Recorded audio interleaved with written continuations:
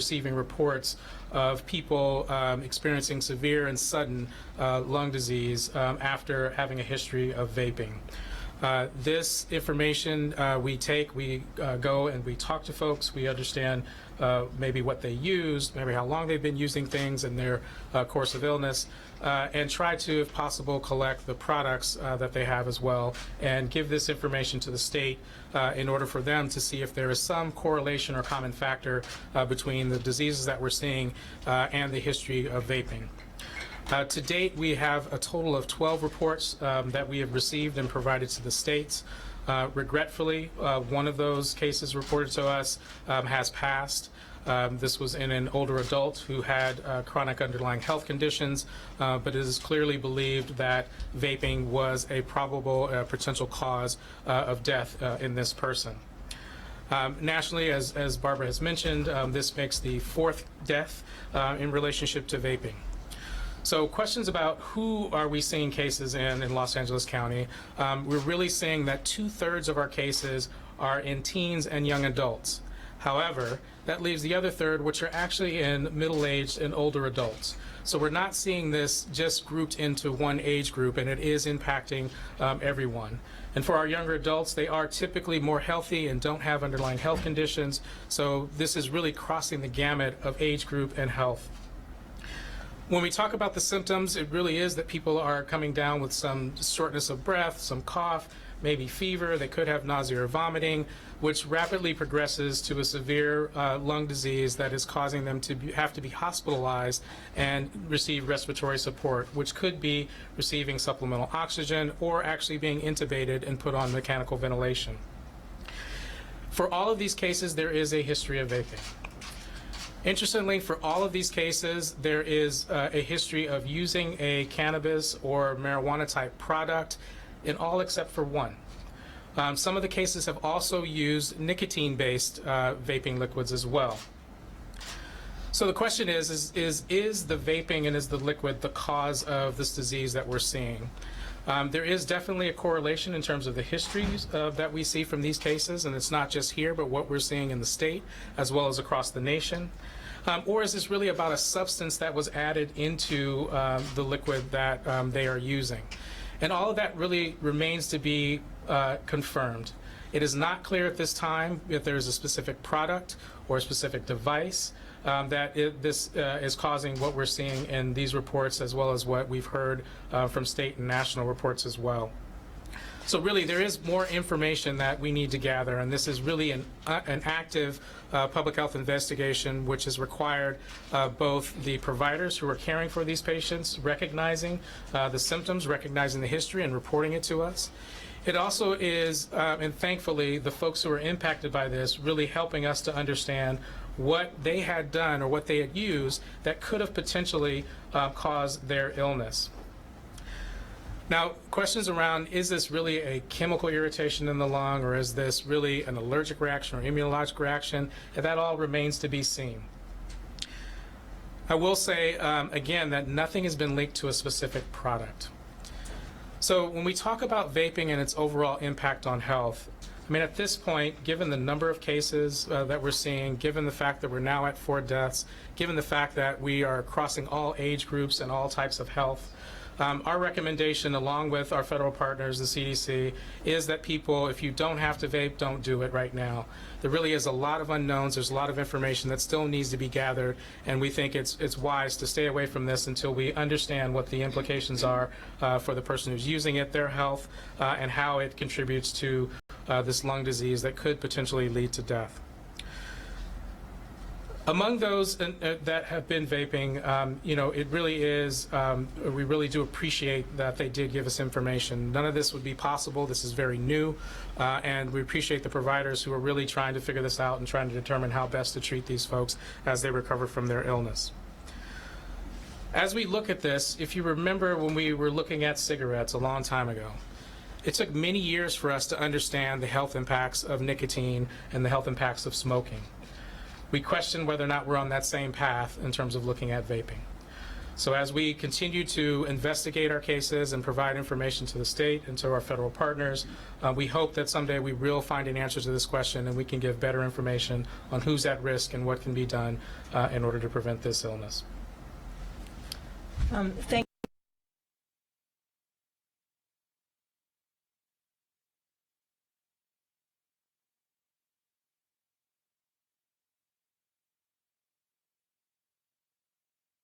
These products purchased in legal dispensaries or in the illegal market? There's a mix, and for some we don't have enough information and we're still investigating that. And what products did this individual use? Can't give that information. Did these individuals have a long history, or was it occasional use? There's a mix. Some used daily, others used infrequently, but it turned out that they ended up with this disease. But there was never somebody just smoked one, used vaping once, and then... I don't think that we've noted that in our histories, at least in our reports. However, I would look and see across the nation if that was the case. I mean, CDC is now investigating over 400 cases. So again, I'm assuming they're going to see the same relative variability that we're seeing, which is, we can't link this to one product and we can't link this to one device. I think you said August 14th was when this started. So August 22nd, 23rd, I reached out to the department to find out about any local cases. I could not get any information from the media relations people. Why wait until now to say that this was happening in LA County? Well, the question is whether or not, early on we didn't have as many cases, and so we want to see, what is really happening. Is this really an issue? And again, on average, we're seeing, lately it's been more, at least 4 cases in a week. But we want to make sure that we understand what's happening in order to give accurate information around what we're seeing, if it really is an issue or not. I think the other issue was, there was a lot of questions, both nationally and at the state, about the case definition, how we were defining cases, what symptoms we were looking for, and then there was the issue of reporting. So I want to remind people that we needed to notify all of our providers about what was reportable in order to get information, because this wasn't really a reportable issue prior to there being an alert raised across the country that we needed to be on the lookout for this. Do you think the numbers are likely higher? I think that's completely possible, yes. Were all the cases in one particular area of the county, or were they dispersed? No, they're dispersed countywide. And when you say older, I know you have to protect the person, but older as in over 60, over 70? When I classify older adult, it's over 55. Over 55. Yes. Are we looking at a county ban or a state ban, maybe? In terms of sort of taking action around electronic cigarettes, we've been working with our cities, with our county board of supervisors to really look at what's the best path forward in terms of regulating. And we're going to continue doing that work. We want to appreciate that some of the cities have already had ordinances proposed and are trying to pass regulations to really control, particularly access to flavored products for youth. We support that. We're on record as a health department of noting that, in fact, e-cigarettes has really set us back years in our struggle to eliminate addiction to nicotine and tobacco products amongst our young people. So we're really concerned because we've seen a surge in use among young people. But when people think that this is a better alternative to cigarettes, what do you say? Well, I would say a couple of things about, sort of alternatives to cigarettes. One is nicotine is highly addictive. So when we're looking for alternatives, and you're a young person who hasn't actually engaged in any activity where you had an exposure to nicotine, exposing yourself to nicotine because you think vaping is not harmful or not as harmful really provides you with absolutely no protection to the fact that you will likely become addicted to nicotine through vaping, and because of your addiction, that might in fact then mean that at some age you actually start using tobacco products as well. For people who are looking for smoking cessation devices, we urge you to use FDA-approved devices for smoking cessation. There are a series of products on the market. They've been tested and they've been proven to help people actually reduce their need for tobacco products. So, that's our advice, is these are products that there has been no definitive conclusion that, in fact, they help people who are already current smokers reduce their smoking. They haven't been proven as a successful cessation device. And our biggest fear is that young people are taking up vaping in such high numbers that they are becoming quickly addicted to nicotine, which can lead to both lifelong dependency on nicotine products and, most importantly, from our perspective, a lot of illness and even death. You call this a critical emergent health issue. Can you kind of put that in context, like given the numbers that are out there, what we know at this point, how big an issue this is for public health officials? We have some data that indicates over 10% of high school students are vaping on a regular basis. So that's thousands and thousands of young people that are vaping. So for me, that's an urgent issue. And I just want to clarify, because I know this gets thrown around a lot, usually throw vaping out there. So you guys don't currently distinguish between cannabis and tobacco vaping in terms of its health risk? Yeah, so I mean, what we're talking about are electronic nicotine delivering systems, which typically create an aerosol or what's called a vapor. So we're not differentiating which of those products. It's just the mechanism. And oftentimes, even with the use of cannabis, there will be the same base liquid that is used in order to aerosolize the active ingredient. This case, did it involve THC? In 15 or 12 of our cases, there was 11 of our cases there was THC, and one there wasn't. This one did have THC. The death, just to clarify. Yes. But there's no nicotine in cannabis, right? For some, we don't know if they're mixing both. There are some instances where people have reported that, and there are others where they're using one and then later they're using another. So it's a mixed bag in terms of the history. Of the products that you've collected from these patients that you've discussing, were they all different products? Were some of them the same? Was it a mixture? Well, I would say that there's definitely a mixture. There are some similarities. Certain products are more popular than others. But again, I would look to what is being seen nationally to sort of get a better flavor of that.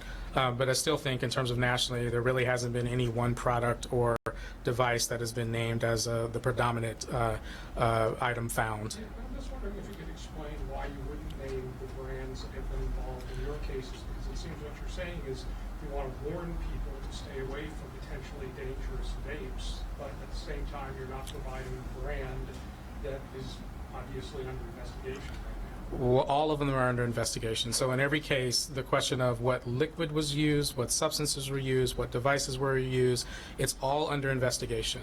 So it is an active investigation. We do not have information to say it was this one or it was this other one.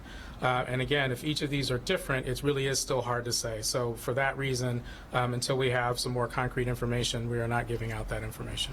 So no specific brand, no specific devices, any working theories on how these harm the lungs? There is a study that was put out by Baylor School of Medicine that did look at lung injury for mice. It studied giving the mice, one set of mice smoke to inhale, another set of mice the e-liquid, one set without nicotine, one set with nicotine, and in all of them there was lung injury.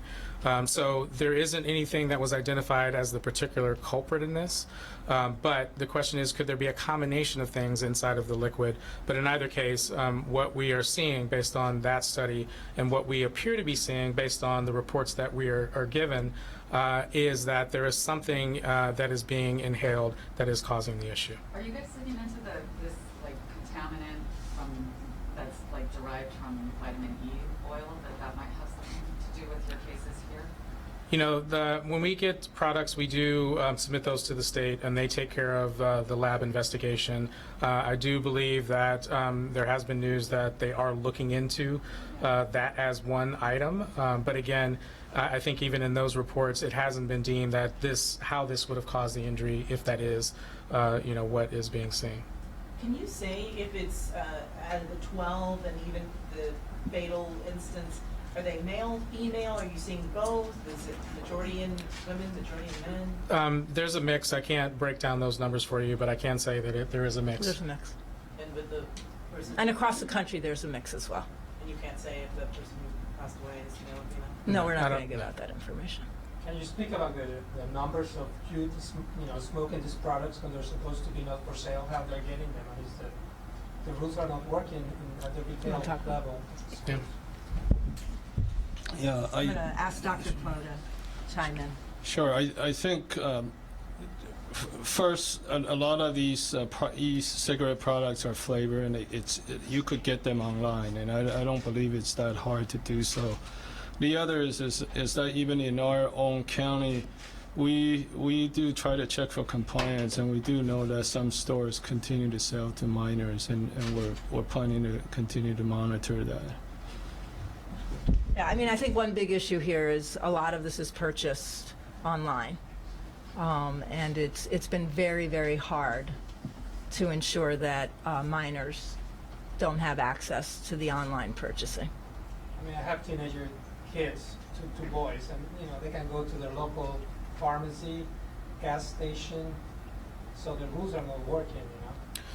Yeah, I think it also brings up the importance of us as parents, really talking to our youth about, what's being seen, what the risks are, both to their developing brains, as well as in, these reports of severe illness in folks who have been vaping. Based on the cases you've had here, like how have you seen the symptoms play out, like perhaps in the death, like when did that person, go to ER, how many days, you know what I mean, like. Yeah, I can't give details in terms of case-specific details around any one of these. I will say that, and again, this is also being seen nationally, that oftentimes people are going in with these symptoms which are very general, and it's thought to be one thing. They get some treatment, maybe they think it's a pneumonia, they maybe get an antibiotic, and then they go and then they come back and they're worse. Or they show up and they start to rapidly deteriorate in terms of their lung function and do require being hospitalized and requiring assistance for breathing.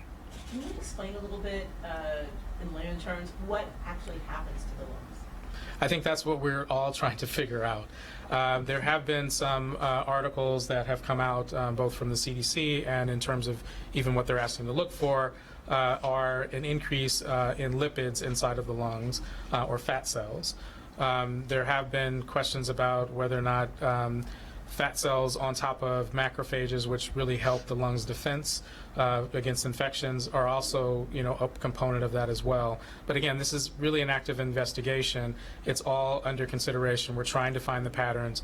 The more that we can identify cases or reports of this, and the more information we can gather, the better off, we'll understand what's actually happening and what the mechanism is. I think it's interesting that you guys are telling everyone to not vape, and yet I hear on the radio ads for it, I mean, we would agree. It would. We would like to ask, the producers of vaping products to, cease their advertising while we figure this out. I mean, there's really an opportunity here for us all to collectively work together, better understand what's going on, and protect the health and well-being of our residents. When you have something that's now, affecting hundreds of people, and there's so many unknowns and so much uncertainty, it seems like this would not be the time to be advertising a product where there are questions that are being raised, legitimate questions that are being raised about safety. And now would you say that cigarettes are safer than e-cigarettes? No. No way. Cigarettes are still extraordinarily dangerous, so. In the cases that you've talked about, how long have these folks been vaping? 1 year, 2 years? Did this damage happen right away? I can say that typically in a lot of these, it's difficult. Sometimes you get a history of, I only used it once, but then you later find out that it was actually more often. And I think in the majority of these, there's been a repeated history of use. Can't say that there's an average frequency. Again, a lot of these we're still investigating to try to make sure we understand what happened. I'm sorry if you said this earlier and I missed it. Number of hospitalizations among the 12 cases reported? All were hospitalized. Oh, okay. So, Yeah. And that's how it came to your attention? Yes. Exactly. okay. And the treatment that they get is what, like albuterol? I think this is what our healthcare providers are trying to figure out. Again, this is a very new something. This is not something that I'm familiar with as a family practice provider, or I think our ER docs or any other docs are familiar with. This is very new, and we really do want to make sure people understand that there's a risk here, and we're still trying to figure this out. And the 11 remain hospitalized or have since been released? I can't give those details. It's still active. Some are still being monitored, but I can't give the details on all that. Can we run down the numbers? 12 in LA County, how many in California? You know, I don't know off the top of my head in terms of where their update is. I think they are doing an update today in relationship to that. I can say at least what I understand with nationally, we're at as many as 450 across 33 states. 4 deaths. They were in three deaths before California. What were the 3 first states? Wisconsin? Oregon, It's Oregon, Illinois, Indiana, I think it was. and now California. Is it possible that other sicknesses and or deaths have been related to this, like in previous years, and we just didn't put 2 and 2 together? I think it's highly possible. I think there may also be cases where people have much milder symptoms or were able to recover and we just didn't know, or they went into an emergency room, they got some treatment, they went home and they got better. It really is unknown, and it's hard to say what's happening, but you know, we're looking at the most severe of these cases, but I suspect we'll start to see more as we get more information and understand better. Because it's not like vaping's new, you know, like that's why it's weird that it's just so, but. No, but as the numbers increase, you might expect to see more issues. Take a couple of last questions. In terms of regulation and enforcement, I mean, one just walks downtown and you see the vials with all the different colors coming from mostly China, unregulated. I mean, when I see youth using this product, they all share different products like candy, you know, it's like, so nobody really knows what they're getting. I think that's one of the biggest issues here is nobody really knows what they're getting. But why are they allowed to be sold? Like You know- if you were to sell like pesticides, you know, we regulate it. I will say the public health community is united in our desire to make sure that there are actually regulations that protect people from harmful products as a policy. And we'll do everything we can, including us here in LA, to try to figure out ways to eliminate these risks from what you're calling unregulated products that actually, in this case particularly, are permeating and being distributed amongst young people. So I think we share your concerns, and we're looking for multiple strategies for trying to figure out how we actually address what now is a really growing concern for us. You say that marijuana is more regulated than these products? Well, you know, I think the issue, you know, and probably cannabis is a good example of sort of regulations and then an underground economy that continues to provide access to unregulated products. So I think that's always been our tension, is trying to sort of manage the fact that sometimes regulations then end up driving some products underground, which is why, and I think Dr. Davis said this very eloquently, you know, we also rely on you and our families to make sure that people have good information about what's dangerous and what's not safe. But to clarify, it's not just the unregulated. It's not. It's not just the illegal. It's not, exactly. I mean, that's why we're saying no one product. It's not just in the unregulated markets. It's not just those people that are using cannabis or altered vaping device. It's happening across so many different products and different delivery systems that we have to take notice and say at this point in time, too many questions around vaping for people to really safely go ahead and continue that activity. And the person that died, no word on how long that person had been vaping? No, I can't give those details. What would you say to the teenager who's taking up vaping to get that person to quit? I'm actually gonna, I'll talk about what we do say, because it's a message for us every day, and we have resources available to help people quit. Because as you know, nicotine is an addictive substance, so we need to help people who are in fact vaping with their desire to cease vaping. Yeah, I think that's a challenge for us. We are trying multiple ways to communicate, especially to youth, through multiple channels. I think use of peers, messaging, and social media, those are very important to try to get youth to understand that this is actually a crisis that affects them. And vaping, I think ultimately, based on what you've heard, is probably not worth it for the youth. I think we'll end, and we thank you and appreciate your being here. We're happy to have Carl Kemp is there to address any needs for additional information that we can be helpful with. So, thank you. Sí, Hema Saki. Okay.